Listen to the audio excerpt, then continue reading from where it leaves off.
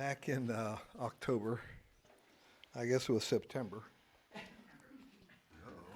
not sure this is working. Yeah, back in September, 8 intrepid souls set off for the Holy Land. Um, I tell you, I wouldn't have given you a plug nickel to the chances that I was ever going to get on an airplane and fly for 10 and a half hours to get to the Holy Land. But I did, and the Lord blessed that. I mean, I was feeling bad until the morning of the flight, and I got up, and all my anxiety was gone, and it was ready to go. So this is who you're going to hear from tonight. Scott and Michelle Kirby, Mara Pace, Mary Beth Hendricks, Maria Bradyhoff, Pam Satchu, Marilyn's not here tonight, and me.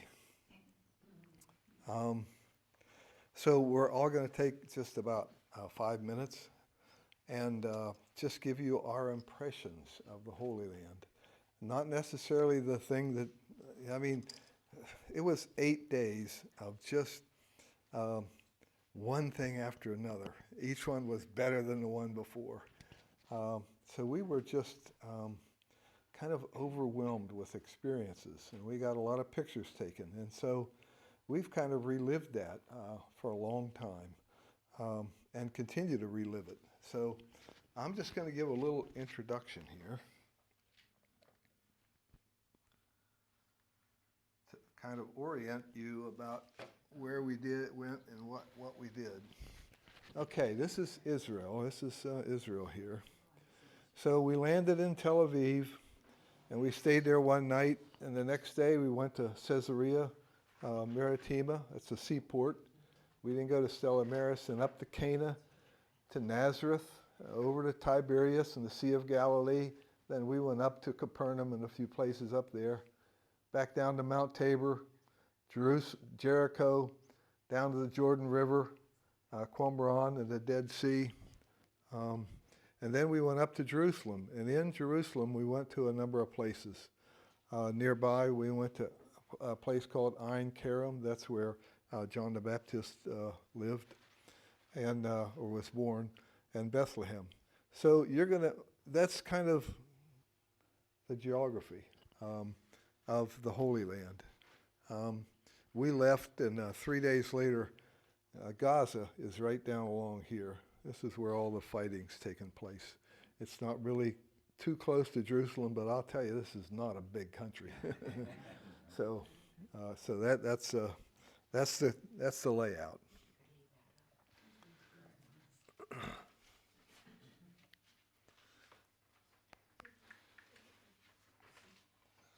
Okay, I'm going to just say a couple of things about Jerusalem itself. I mean, you can't imagine how I anticipated seeing Jerusalem and the things of Jerusalem. But the Jerusalem of today is not quite the Jerusalem of Jesus' time. So I just want to point out a couple of differences. This is the Jerusalem of today. This is the Temple Mount, where the Dome of the Rock used to be the temple. Right? This is the Via Dolorosa.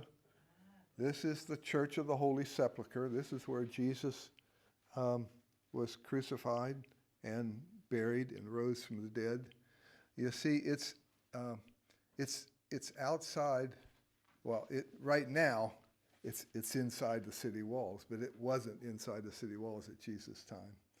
Okay, so and then down here in the southern part of the city is the Pool of Siloam and Caiaphas' house in the upper room. So Jerusalem now is kind of very divided. You see the Jewish quarter and the Armenian quarter and the Muslim quarter. So it's a pretty interesting place, but it's not exactly the way it was when at the time of Jesus. At the time of Jesus, again, this is the Temple Mount, Dome of the Rock. Church of the Holy Sepulchre was outside the city walls, right? Jesus was taken outside of the city to be crucified. All of these things, Caiaphas' house and the upper room and the Pool of Siloam, they were all within the city of Jerusalem. So that's just kind of the difference. So when we talk about some of those things, you'll kind of have a little bit of geography. Okay, so now I got 5 minutes. My 5 minutes. I'm going to give you some just very quick snippets. Most of my experience was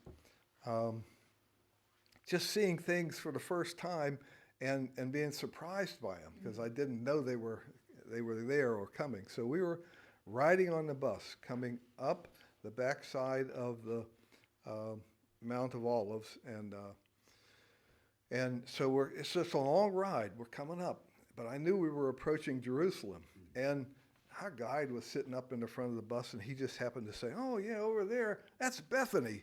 I said, "What? That's Bethany?" So I got my camera out.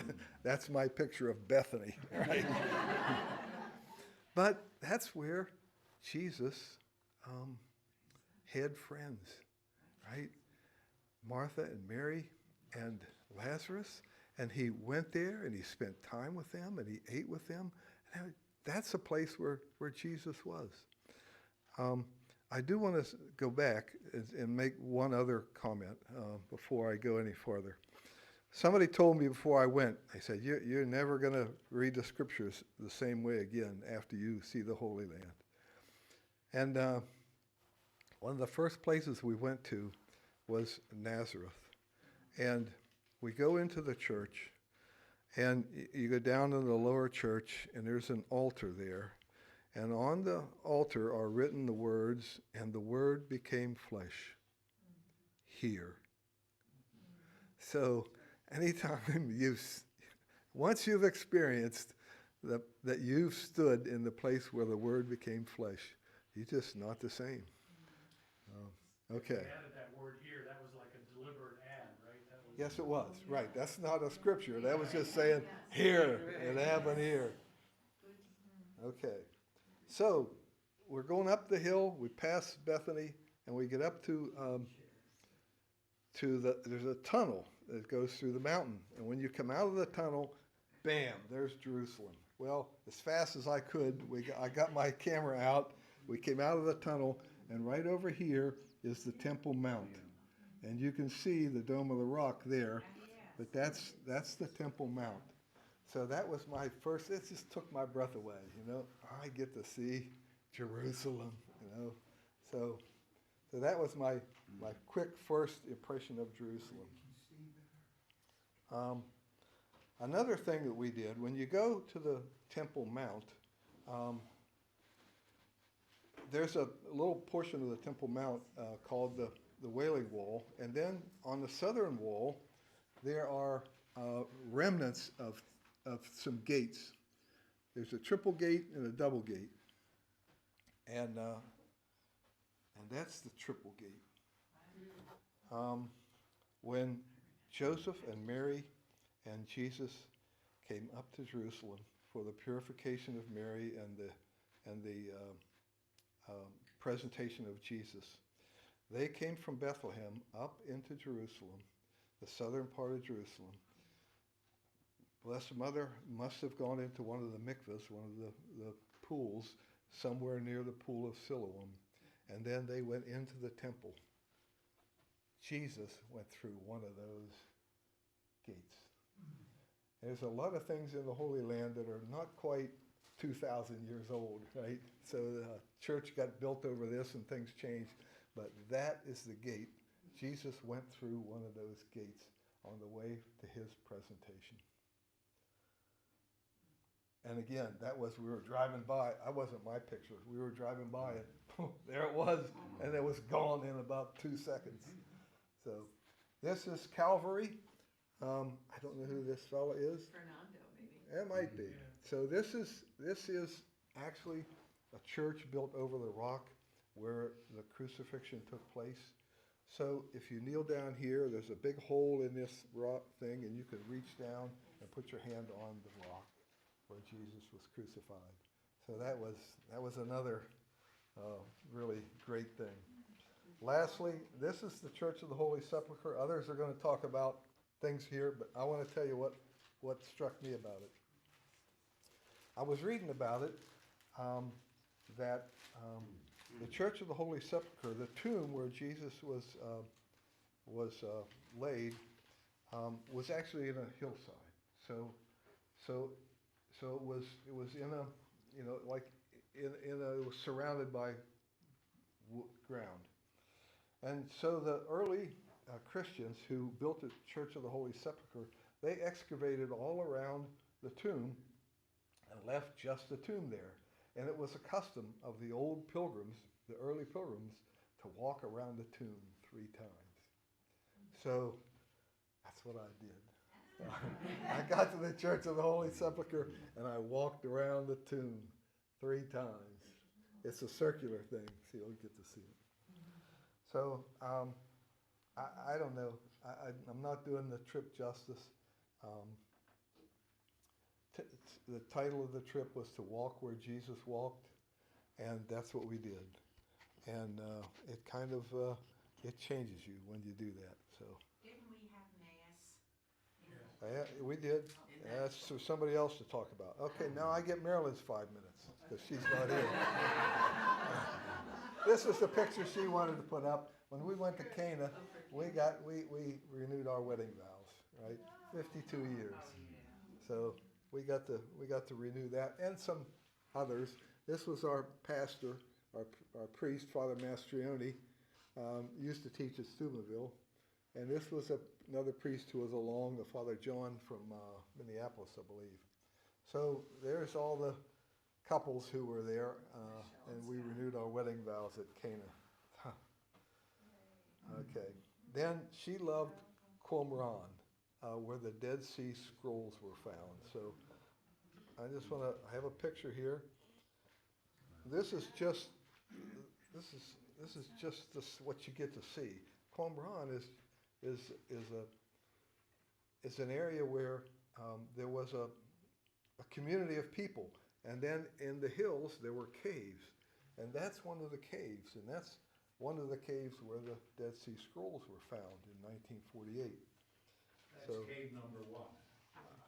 Is it? The original one where they threw the stone in and heard And they hit the a jar breaking right. and went in and found the scroll. Oh, cool. Well, we only got to pick the right picture. There it is. Yeah, it's just unreal. All this, the pictures and where we've been traveling, I just picked one experience because it was so overwhelming for me. The Holy Land, it was life-changing. It was overwhelming in so many ways, starting just from all the walking, just preparing to get there because I was dealing with back issues and a situation with a daughter who she was going through difficulties in a pregnancy, and so I wasn't even sure I was going to get to go. And so when I did get to go, the experience was just something I'd always wanted to do, and I was just filled with such delight that I was able to be on that bus, then the flight, and then the buses, and so the one experience I wanted to share in my 5 minutes was going to the Church of the Holy Sepulchre. There were beautiful churches everywhere, beautiful chapels, but within the Church of the Holy Sepulchre, there was a special chapel, and it was called, I want to get this right, the Chapel of the Apparition.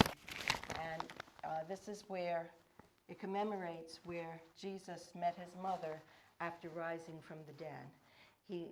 Catholic tradition is that she was the first person he went to, appeared to, and this commemorates that. And then there's the Stations of the Cross in bronze. But the thing, we had had a long day this morning. We had done the Via Dolorosa. We had gotten up early to do that. It was the end of the pilgrimage. I think it was day 9. We were leaving the next day. We'd been waiting for this experience. And so we go into the Church of the Holy Sepulchre, and I'm exhausted. So I go in here to sit and relax, and I look around and I pray, and it was just filled with such grace and holiness and the presence of the Lord. And I didn't appreciate everything that was here. But when I left, somebody said, "Did you see the pillar in there?" And I was like, "No." So I had to go back in, and it was near the time we were going to leave. So I sat down, and if you look over here on the right side, there's a pillar that's part of what is believed to be the original pillar, the pillar that Jesus was tied to and scourged, where he had the scourging. If you go to the next one, this is another, just a picture of it. You can see it a little more clearly here. And if you go to the next one, this is a better image of it. I think it was around 70 AD.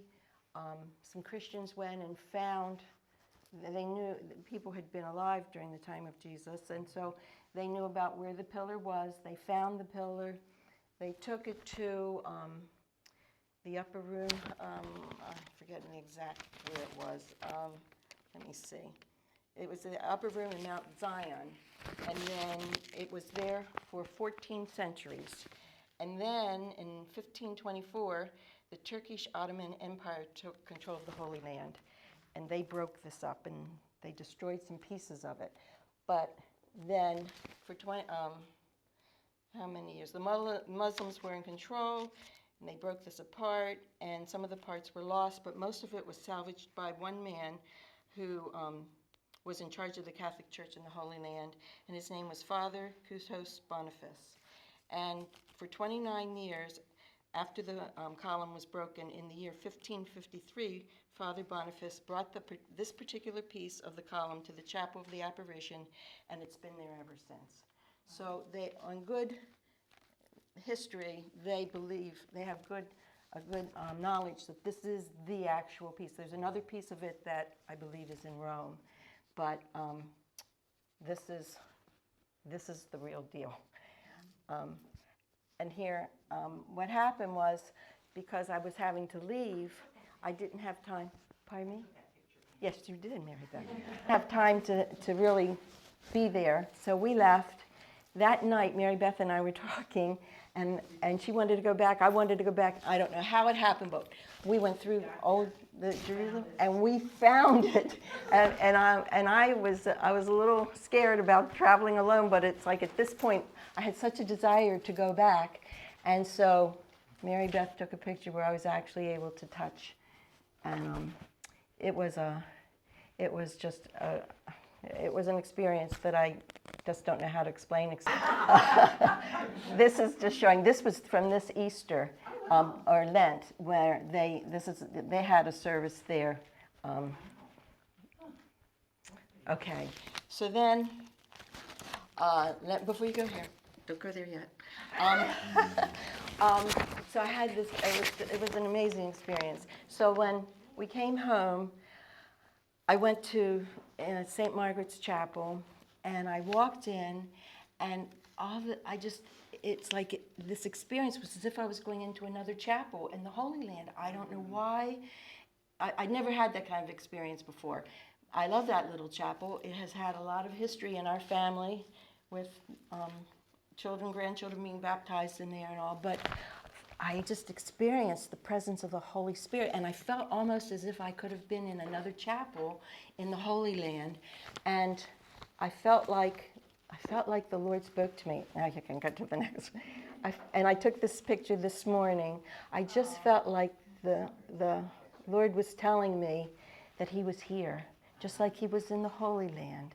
He was here, and that it brought me to tears. When we came back, I mean, I was just in tears for months after every time I would go to Mass.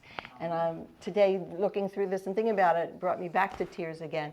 But I felt like the Lord was just saying, I'm here. I'm here. The same as I was there. And it was a gift that he gave me. It was something I'd always wanted to do, but I was too afraid to go to the Holy Land. But the Lord gave me the gift, because I knew if Rick and Marilyn were going and some other people were going, that I knew that if we got killed, we'd get killed together and we'd all be martyrs. That was my fear, and I wasn't going to let it get in the way. So I just felt like the Lord was saying, no, I didn't tell anybody any of that. No, and because I did have a friend, Marcy had gone the year before, and she said, you're going to see men, people, young women and men with their guns. She said, but it's all safe. And it was safe. We just didn't know that 3 days after we left, there was going to be a war. We didn't know. And I just did feel like the Lord was saying, there's no place left. I had never been to the Holy Land either before. And I really never had a desire to go, but then when I heard Rick and Marilyn and this group and Scott and Michelle were going to go, and I thought, well, I'll go. And I am so blessed I did. I went to confession before I went to the Holy Land, and the neat thing was the priest, he had been there like a couple months before, and he said, when you first get there, just surrender yourself to the Lord. So I just remembered that surrender. Well, every church we went into there, I just knelt and I said, Lord, I surrender to you. And since I have Psalm 51 memorized, I was so blessed that in every church there, I was able to, the penitential Psalm of David, Lord, have mercy on me, O God, and your goodness and the greatness of your compassion, wipe out my offense. I prayed that in every church. I was so excited about that. Mainly, I was interested in the Holy Land because I wanted to walk where Jesus walked. And I love Scripture. And I thought, this is really going to make Scripture come alive to me. And it really did. I just love now when I'm reading and I'll think, oh, Lord, I was there, Lord. And I just get so excited about that. So just seeing the places and the towns that I read about in Scripture was a blessing. We arrived in Tel Aviv. I got to stand in the Mediterranean Sea. We saw the ruins of the ancient port of Caesarea. We went to Nazareth and saw where Jesus lived as a child and went to the Church of the Annunciation. We got to go on a boat ride on the Sea of Galilee. That was really exciting because then they threw out a net just like they did in the old times. And I said, oh, Lord, please let them catch some fish. I wanted them to catch something. They said sometimes they do, but they didn't catch any fish, but that was okay. I was just like, that's all right, Lord. And then the Jordan River, that's this. Yeah. It was a murky, dirty-looking river. We got to stand in it. There was like a railing to step down. Now, somebody in this room took a picture of me standing in it, and I don't have it, so you have to send it to me. Find it. But there were lines of people, and people were getting baptized there. But the neat thing was that we got to renew our baptismal vows there. The priest had us sitting in these like little bleachers, and we renewed our baptismal vows. And I thought, how exciting to renew your baptismal vows right next to the Jordan River where Jesus was baptized. I just thought that was exciting. Then, what do I have? Oh, in Jerusalem. Jerusalem was just so neat being there. The Mount of Olives, the Gethsemane, the garden where Jesus suffered. This was the Western Wall. Did they also call it the Wailing Wall? Yeah, that's what I thought, the Western Wall. And it was the last remnant of the Jewish temple when it was destroyed in 70 AD. I looked that up. I didn't know that, but I looked it up and found that out today. So, but that was just so neat to see.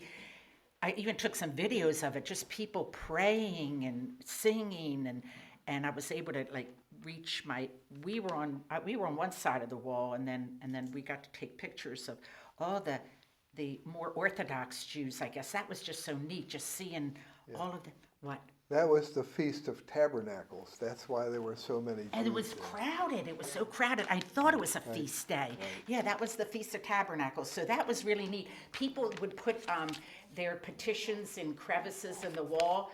I unfortunately left it on the bus because I think when I got off the bus, I didn't know where I was going. I didn't know we were at half the time I really didn't, honestly. Thank goodness for Rick and Scott. I'd be saying, where are we?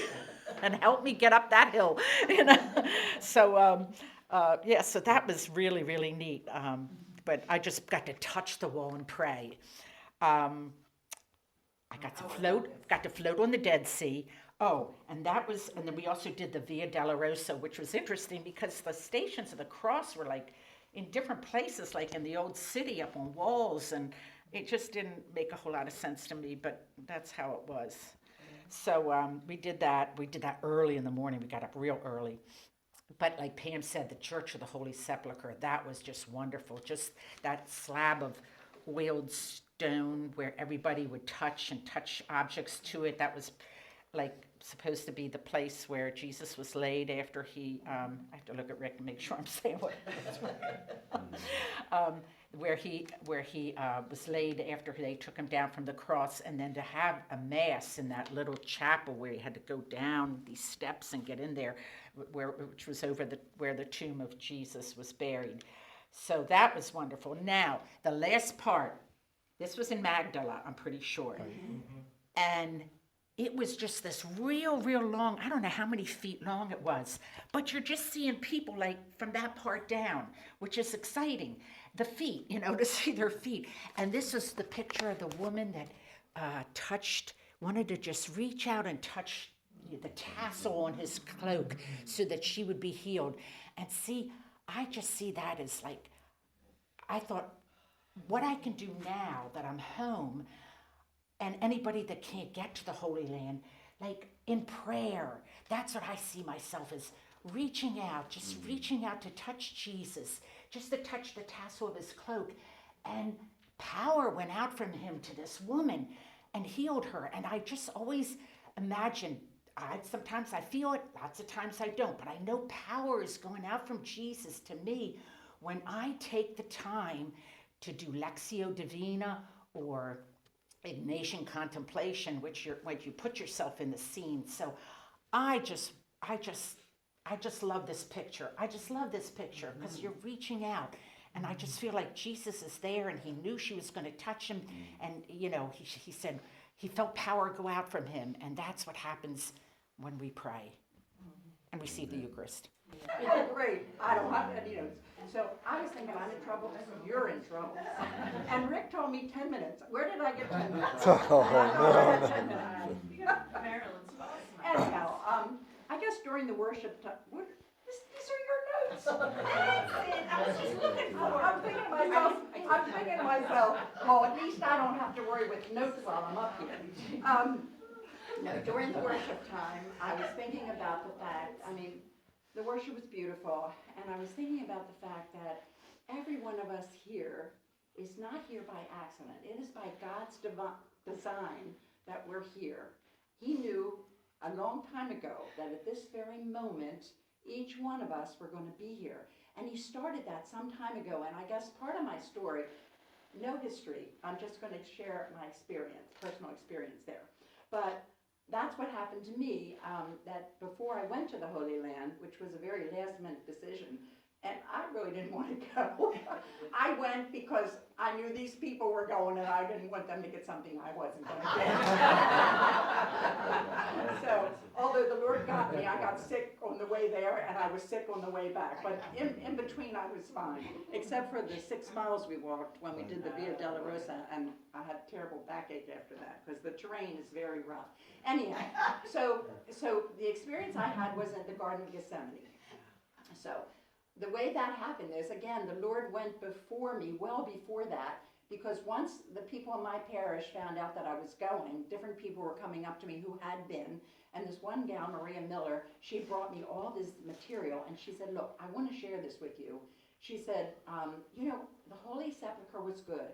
She said, but I don't tell many people, but the Garden of Gethsemane was really, really special for me. And so I said, oh, I'm so glad you shared that. So I went on the trip, and this has been a month later. So we go on the trip, and all I know is when I get to the Garden of Gethsemane, that's the place for me. So we had visited all these other places, so we get to the Garden of Gethsemane, and we walk up there, and of course there's all the trees. You never did find a picture, did you? Yeah. Oh, you did? Oh, it's there! Oh my gosh! I didn't realize it was there. Okay, so we get to the Garden of Gethsemane, and you go past the garden, but of course every place, can you see over? Yes. Every place has a church over it, so it's really, I thought it was hard a lot of the places, because you have a different picture of what it's going to be, but then there's a church over it, so that makes it a little bit harder. Anyhow, so I go into the church, and I am centered. I'm going to touch that rock. Come what may, I was determined I was going to touch the rock because Maria Miller told me about it. So anyhow, you go in, and outside of this area, this is the rock, and this is one of the few things that they absolutely know, that Jesus suffered his agony at that rock, on that rock. So we get in there and there's like a, like a wooden, On the right, you can see the wooden rail. oh, okay, see this rail here? Well, that was all the way around it. And in front of the rail, these are chairs. So there were chairs all around. So we get in there and there are a lot of pilgrims there. And so I'm going up and it's hard to even get near this. And the Greek Orthodox Church, they were having a service there, a liturgy there. And so I'm thinking, oh my goodness, the bus is going to leave. What am I going to do? So it was only me and Father John.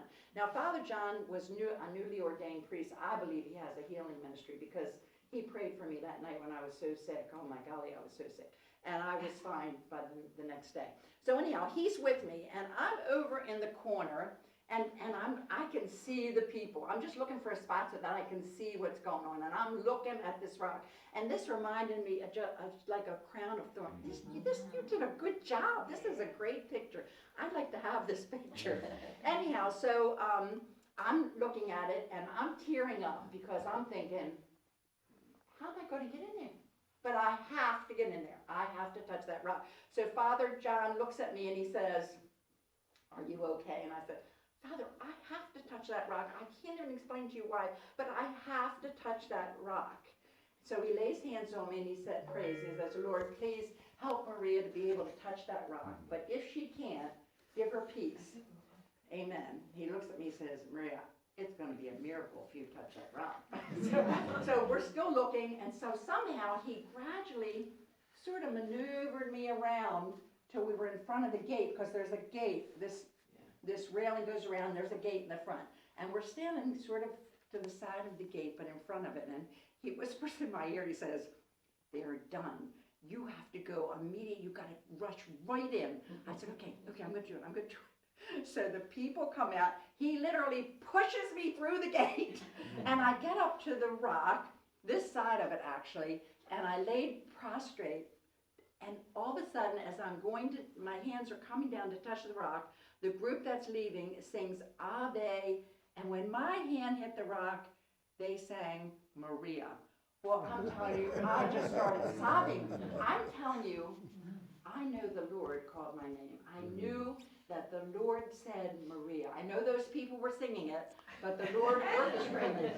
And I knew it. Are you the one that always says you know it and you're nowhere? Who is it? It's you. I'm in case of that. Okay. Well, Yeah. that was from a book. Was That's it? all, yeah.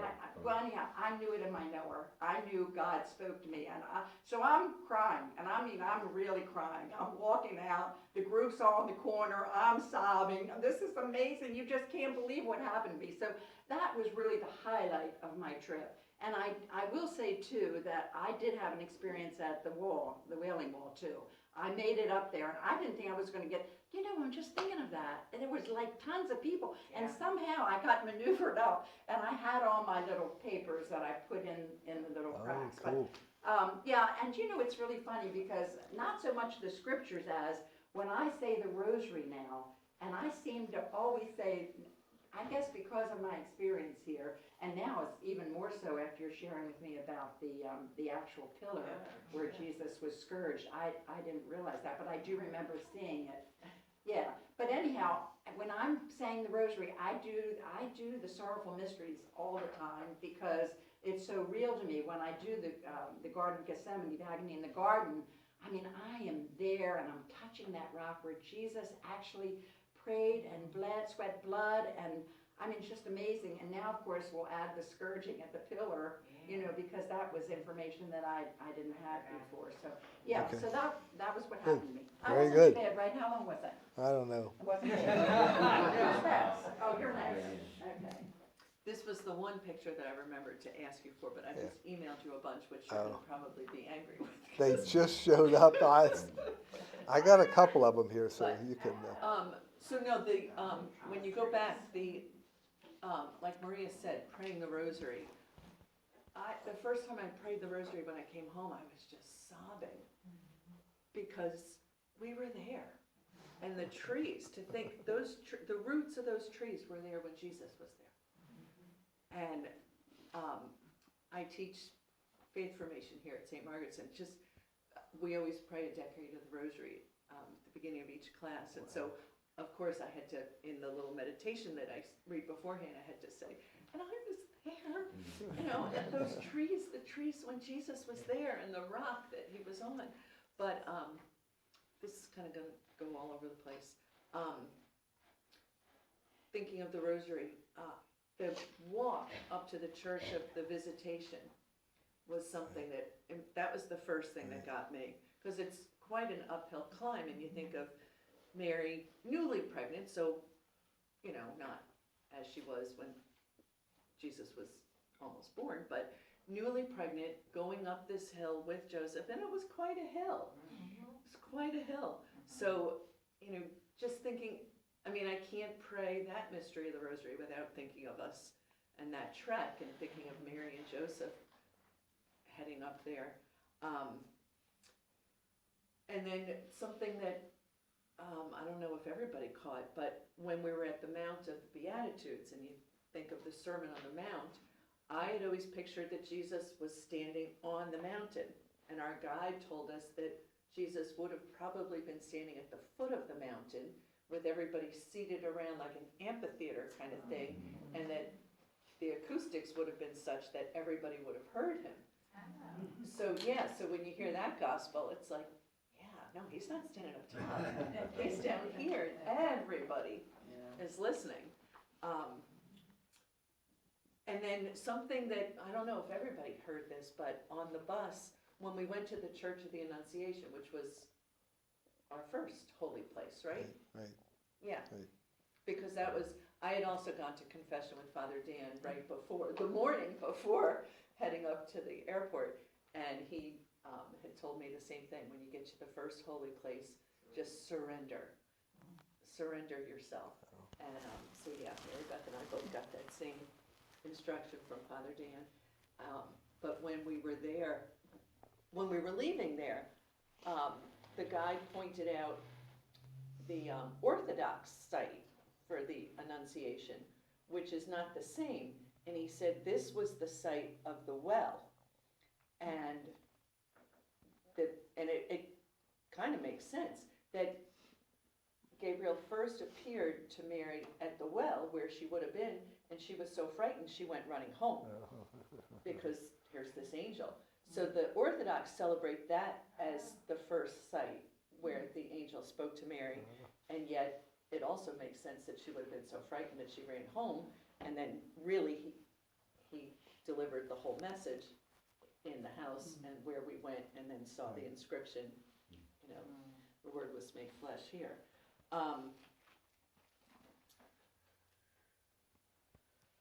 So I didn't know, I think most of us didn't know that that rock was in the middle of that church. Right. None of us knew. And there was a rock outside the There church. was. I was praying on that. Right. thinking, oh, Right. here, this is, well, I'm sure some of the apostles were laying on that rock. Right. Sleeping. But I was so overcome with emotion thinking, oh, I'm praying here. Why aren't there crowds the way? And then you came out and told me, oh, and you're sobbing. I was like, oh, it just blew me away. It was not what I thought it was. But the highlight for me was when, well, another thing, when we went to, I don't know what it was called, but the desert and the mountains. Right.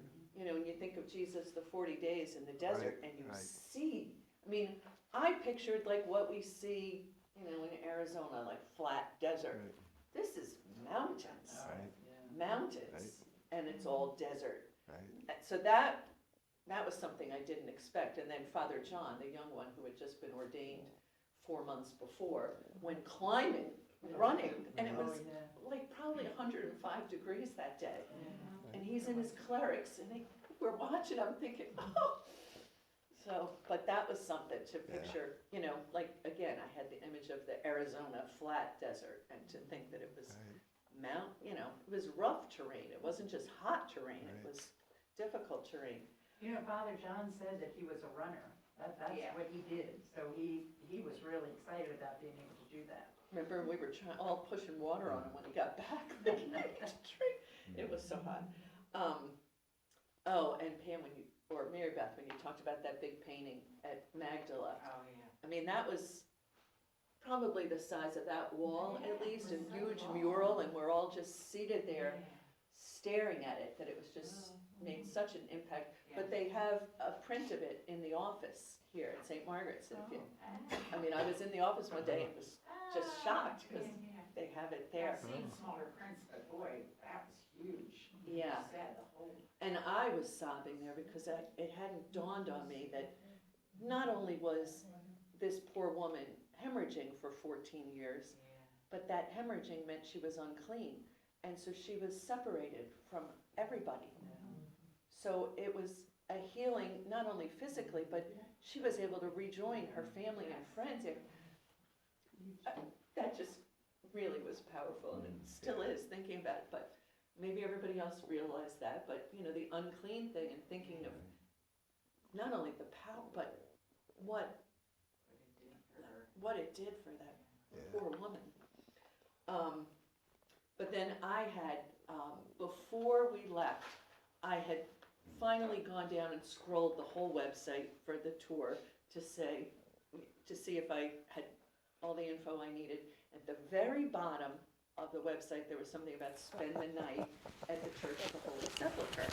And so I clicked on that tab and got 2 emails back immediately saying, oh, this is booked 90 days out, you know, I'm sorry, you're too late.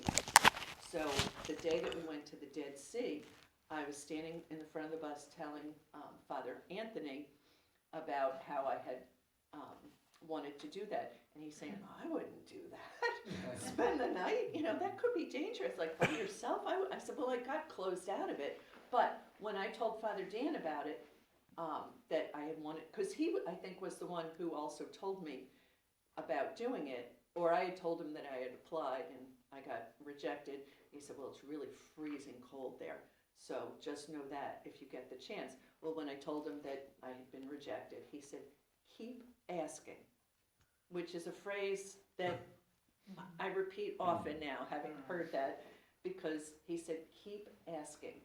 So I was telling Father Anthony about it on the bus, and it wasn't the Dead Sea Day, because the Dead Sea Day, Sandra and her daughter took a break. Well, the day before that, I'm telling Father Anthony that I wanted to do it. Sandra's sitting behind him. She was another pilgrim who had come from England, and she's nodding her head when I said, keep asking. I said, you know what I'm talking about? And she said, yes. And I said, he told me to keep asking. Who do we ask? Well, she took the day off, the Dead Sea Day, and she went to the Church of the Holy Sepulchre, and she asked, and she asked. And she was asking the Franciscan friar who was in charge, and he said, oh, it's booked 90 days out. You know, the same thing. And she said, well, what about a waiting list? Oh, that's been booked for 90 days. And she had the most beautiful voice, such a soft voice and the beautiful English accent. Is there no room at all, Father? And he said, oh, how many of you? And she said, just 2. And so when we got back from the Dead Sea, the day before we went to the Dead Sea, Heather and I had been in the old city, and she had scoped out a place that we had to find to get our hair washed after going into the Dead Sea. We had to have our hair washed. So we get back from the Dead Sea, I'm with the blow dryer, and there's Sandra sitting there saying, who came running to find me, and she said, been looking for you.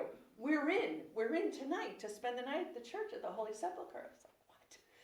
And so I grabbed the blow dryer from the guy blow drying my hair, and I said, I just need it dry. I don't need it to look good. I just need it to dry. She said, we've got 20 minutes. I said, that's okay. I went racing from the little shop in the old town back to the hotel to get a lot of layers, because Father Dan had said it was freezing. Well, we were stripping layers off all night. We got there just in time, but having told us there was a waiting list and, you know, it was booked, it was Sandra, me, 3 Polish exchange students who were studying in the Holy Land, and an Orthodox nun, and that was it, who was there. That was it. And they said, because you don't have to like pay any money or anything, people reserve a spot. Well, then you're exhausted every day after all the sights you've seen all day. You can imagine people saying, oh, heck no. You know, I'm not spending the night awake. But, so we, since it was such a small group, that's how we learned that the pillar was the pillar that Jesus was scourged on, because the brother who greeted us was this charming, like 6'6" tall Franciscan brother from Italy, and Sandra spoke every language I can think of. So she was speaking to him in Italian, and he told us where everything was, because here we are on this bench waiting in the Church of the Holy Sepulchre, thinking there's crowds of people coming to spend the night, and then finally he realized, well, that's it, and he locked the doors. And the locking of the doors was interesting, because somebody in the town, and it's been generations, Right. has the job of Right. bringing the ladder Right. to the outside of the church Right. to lock the door. There's a latch up top, and there's also a Right. ladder inside that they latch. And so whatever, at 8 o'clock Right. exactly, it was latched. So he was telling us, where everything was and what to do, and you'll hear around midnight, there's a procession, and you'll hear, whoever it was, the Armenians or one of the Orthodox, there was a procession. It was supposed to happen at midnight. Well, it didn't. We were waiting and waiting, and finally at like 12:40, you hear the bells, and they started doing it. And so we got to participate in this, or observe this. They were walking around it 3 times, the tomb. Cool. And chanting in whatever their language was, and that was really cool. But we did get to be there. The stone where Jesus was laid after they took him from the cross, that was powerful. We got to just pretty much lay on that, and nobody else was. It was only 5 of us in there. So we just laid on that and prayed, and then we laid up Golgotha. When we walked up to Golgotha, because you go up these very worn stairs, because like Maria said, it was outside, and now churches are built all over everything. But we walked up, and somebody was asleep across the glass was over the stone, and we were all nervous. Well, it was one of the priests, and he was just praying there. Well, we ended up laying across there during the night praying, but it was just, and I had bought olive wood rosaries for all of my students, and I got to lay them on all of those places to have them blessed. But that Franciscan brother was the one who, giving us our own little private tour, had told us that pillar was part of the pillar that Jesus was scourged on, and the other part was in Rome. But yeah, it was just powerful. And yeah, you can't pray the rosary without visually seeing it, feeling like you're there. It was quite powerful. Okay, so I may, because I am emotional, I may just start crying through this, but I guess my little journey's gonna start right here. I guess it was the Sunday before our pilgrimage. Marilyn invited me to come and be prayed over because I was struggling with some headaches. And so anyway, it's always very, very special when you come here and you're prayed over. But before I left Sandy, and the Lord just reminded me of this a few minutes ago, so I'm glad I could find it, because I couldn't find the piece of paper, the napkin you wrote it on. So, and I'm sure you don't mind if I read this. Sandy touched me with a message that I asked her to write on the napkin that said, the Lord is waiting for you. And then she put gladness, and she underlined it about 3 or 4 times. And he has something special for you. And then she dated it for me, and she put it New Life, and it was September 10th. So, like everyone else, not only to have my husband with me on the journey, but it's just to be able to walk where Jesus walked. It was amazing. I too, and I have very dear memories of being in adoration at St. Ignatius, and having Rick behind me, at multiple times, either he was always there before me, God bless you, and I would come in and I'd spend, I don't know however long it is in adoration at St. Ignatius.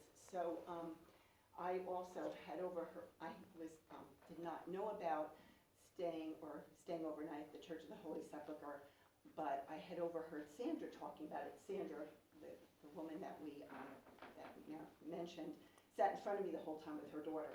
And she and I became close, and she talked about it, and then I overheard her narrate, and she talking about it. And it just didn't work out for me that one night, that Monday night.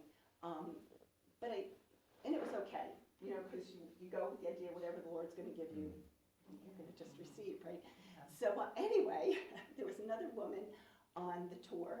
Her name was Darcy, and she too traveled with her husband. And somehow the Lord must have put it on her heart too. And so she had gone up to Saeed, our guide, and said something to him. And I said, well, do you mind if I go with you? And she goes, oh my gosh, absolutely. She goes, I really don't want to go by myself. So anyway, I said, what do you think I should do? She goes, well, just come on. Just the two of us will walk over together. So we walked over together. She already had apparently a slot. So just to keep it sort of brief here. So she and her husband walked together, and Scott and I followed in the rain. And we went in, and basically they said, maybe you could stay, maybe you can't. So my husband and her husband agreed to wait because I might have to leave. But as it turned out, we just stood there, and we got to stay. And the doors shut, just like Mara said. And we found ourselves in a group of another group of pilgrims. It could have been maybe 10, 12 group of pilgrims. And this woman was amazing. She apparently had done this before, and she had said when the doors were shut, she said, come, come. And she took us, I don't know if you want to find that, to the church of, the Chapel of the Angels, which is where,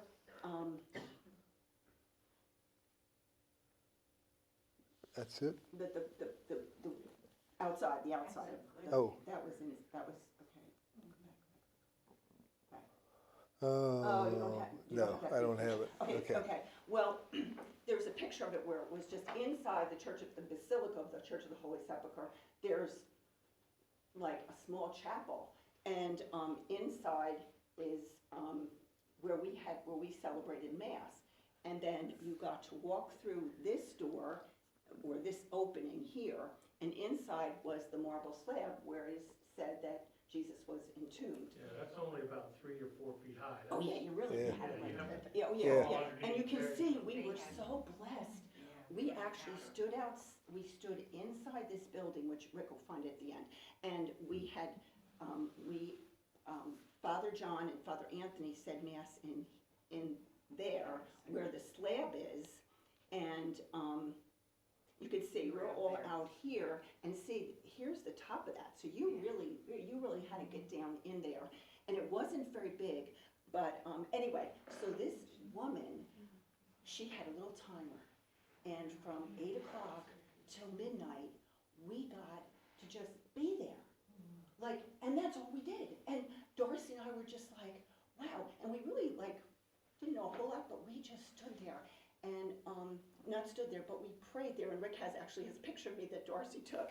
That here I am. And this is what people did. This was in that outside chapel. And then I was here in Darcy, and there was just a small handful, but every 10 minutes, somebody was given the opportunity to go inside and kneel down and take all your prayers and petitions and just be there. And there's only could be 3 or 4. Well, I will tell you, I had, like everybody else, I had petitions. Some of them, I don't know, I didn't bring petitions with me. I had them all in my heart, because the Lord at that point knew what was on my heart. But I did have other articles, and I just knelt there and just prayed, and then we came out, and we did that for like 4 hours, and I don't know where the time went. And then Mara and Sandra had said, again at midnight, that there's just going to be this really big procession, or something exciting happening. So we kind of hung out, and then all of a sudden they started opening up a back door, and this little group of pilgrims they were going out the back door, and I go, where are you going? And she goes, we have to leave. And I go, leave? We're not leaving. Darcy and I were not leaving. But all of a sudden, they opened up the big, big doors, and these doors, like, St. Ignatius's doors will just make them, double them, and then, like, these doors are big. They opened up those doors, and if there was one person, there were hundreds of people that came through those doors of an Orthodox faith, and they were going to be celebrating Mass. And so all of a sudden, Darcy was like, what are we gonna do? And I go, what do you mean, what are we gonna do? We're gonna stay here. We're here. And she said, and she felt a little uncomfortable. Well, so, just watch my time. So anyway, I said, well, we know where Golgotha is. Why don't we go up there? They took over that whole area where the tomb was and the Chapel of the Angels. I said, we'll go upstairs. And it was quiet up there and we were just gonna pray Golgotha. I said, Chapel of Divine Mercy, and I was just peaceful. But Darcy was getting concerned because there were so many people. So she said, I think it's time to leave. I go, leave? What do you mean leave? She goes, we're gonna leave and we're gonna go back to the hotel now. And what was I, we're together, right? So I was like, okay. So a dear friend, and you may know her, Lisa Ross, had told me that she was gonna pray the prayer of invisibility over us when we're there so that no harm would come to us. So we get out, and I'm sorry, when I'm with people that I think they know what they're doing, like I wasn't paying attention. Like if I'm driving, I fall asleep in the car. I'm asleep the minute we get in the car. I'm not really paying attention where we are. And I thought she had a GPS on her phone to get it back to the hotel. She did not. And Jerusalem at night looks a whole lot different than it does during the day because they shut everything down. So one, boarded up store looked the same as the other boarded up store. So I prayed the rosary, and she basically just navigated us through the city, and I just was praying. And she asked people, and interesting people, which way we were to go. And anyway, the prayers of all of you on our pilgrimage got us back to the hotel. That's all I have to say. And the Blessed Mother, and she still says, I mean, I've spoken to her since, and she still can't believe that I was so calm. But I'm like, well, do we really have a choice? And then to find out like 3 days later that this whole incident, so anyway, I just want, but anyway, this was my experience, and I feel so deeply grateful that I was able to spend the time there with the Lord. And in closing, I have I'm sure a lot of you have seen the movie Jesus of Nazareth with Mary Magdalene, and it's one of mine. Those of you who know me just know that I just love that scene where Anne Bancroft, goes in and they're like, Mary, Mary, you'll be fine. You didn't see the Lord.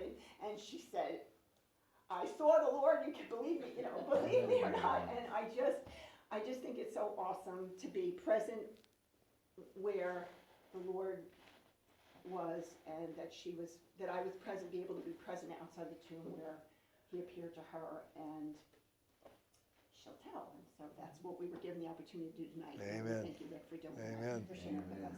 All right. And so my specialness from my gift, wrapping that up, I guess I should say, is something special for me, and I do believe that was truly what it was. So this is just some random thoughts, but this was my second trip to Israel. I went once before in the military with the Air National Guard, so we went to a place down near Beersheba, and we were building some buildings for some Marines to train with the Israelis. And that was just a short trip. I was only a week. It got cut short because there was some things happening, but it was my first exposure to just the whole place, the climate, the temperature, the surroundings. We ate with the Israelis at their dining facility, so it was kosher. So they had 2 complete sets of silverware, 2 complete sets of plates. One set of silverware had holes in it, one set didn't. One set of plates had a line around it, one didn't. So they keep the dairy, the cheese and the dairy away from the meat. So they don't even mix that. So that was kind of my first exposure. So I was looking forward to going back. And so we get there, and it's the same thing. We go to Tel Aviv, and it's like any other city.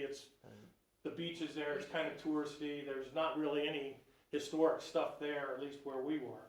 But then the next day we go on the trip. So we start out, we go up to Caesarea, is it Caesarea? Right. So a Roman town. So setting the stage for that time of the world. It's all run by the Romans. And then we go up to Galilee, Jesus' early ministry there, and it was green up there. It was really pretty nice, but everything was spread out. There was a lot of open space where there weren't anybody. So it was pretty interesting. Cana was a highlight for me there, and the renewal of the vows. That was very cool. Let's see. And then in the beginning, we're staying all in Jewish hotels. So Tel Aviv's a Jewish hotel, Tiberias. So we're still, it's all kosher, except that the lunches maybe weren't, because every time we stopped for lunch, we went to a local place. But it was typically all buses, all tour buses. And so it was just a place where all they did was cater to tourists, and we would go in and have that. Remember one of them in Jericho, and I'm just looking around the place, and there's a picture on the wall of somebody shaking hands with Yasser Arafat. So there's definitely an Arab culture around us there, on the West Bank anyway.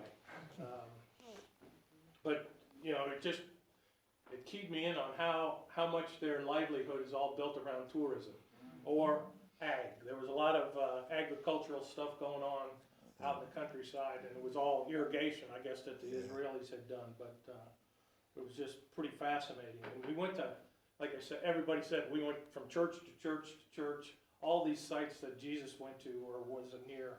It was just amazing. But then we went down to the West Bank and down to Qumran and that, and you saw how that was so deserty and dry and rocky. So it was just a whole different part of the world. Let's see, Jerusalem, then we get to Jerusalem, and we're staying in a Christian institute in Notre Dame. So now we're getting non-kosher meals again, so that was kind of cool. And behind a big mural of the Virgin Mary back there. And so I'm looking around, and there's a picture on the wall, and it's the same mural, but it's riddled with bullets from the Six-Day War in June of 1967. So that place had been under attack, or somebody attacked it, because the Israelis then took back control of Jerusalem. And then we had Mass every day, and that was pretty great. But there was also a lot of pilgrims going around, and some of the places were pretty small. And I know at least a couple times they had me sitting in the doorway because they didn't want tourists like poking their head in while we're trying to have Mass. So I said, hey, you sit by the door, keep all these people out of here. So, I remember particularly one where we were looking out the church. You could see the Dome of the Rock out through the window. Yes. Right. There was a lot of pilgrims and tourists coming around. Wasn't that in the teardrop? It was in the shape of a teardrop, the church, and I took a picture that they said it was for a tear for Christ. Yeah, it kind of all runs together. Dominus Flevit. That's it. Yeah. And then, of course, the old city of Jerusalem and Michelle's escapade to the Holy Sepulchre. And, she was going to stay there all night, so she wanted some coffee. So I'm carrying the coffee. That's my job. I'm carrying the coffee. So we go in there, and we're kind of waiting around to see what happens. And one of the priests or somebody who saw me, he said, "What is that? Is that coffee?" "This is not a coffee shop." Get it out. So I had to take it out. And then eventually they got to stay in. So Darcy's husband and I are standing out watching them go through the whole ritual of locking the place up. And there's a whole crowd out there with us. And it was kind of interesting because the guy gets up on the ladder and he locks the lock. And he kind of crawls down and looks around. I guess people were expecting a speech, and he just said, "Good night." I guess he's doing that every night. And kind of run out of speeches. And then we all wrapped it up, went to the airport, and I was kind of interested in that whole process. So you go there, and they pull people out of line randomly to ask them questions, and so they pulled out Father Anthony, and he talked to them for a few minutes, and he was done. Then they pulled out, it was Darcy? No, it was Darcy. Who was it? I remember. I don't know, but they pulled this other woman out. She just went on and on and on. She was like going through the whole thing of, and then we all had to go take something out of our bag. It's just an amazing trip, and just the spirit was there, and it was amazing. So. Very good. All right, we're done. Okay. I wanted to add one thing I forgot, Rick, if I could. Sure. One tiny thing.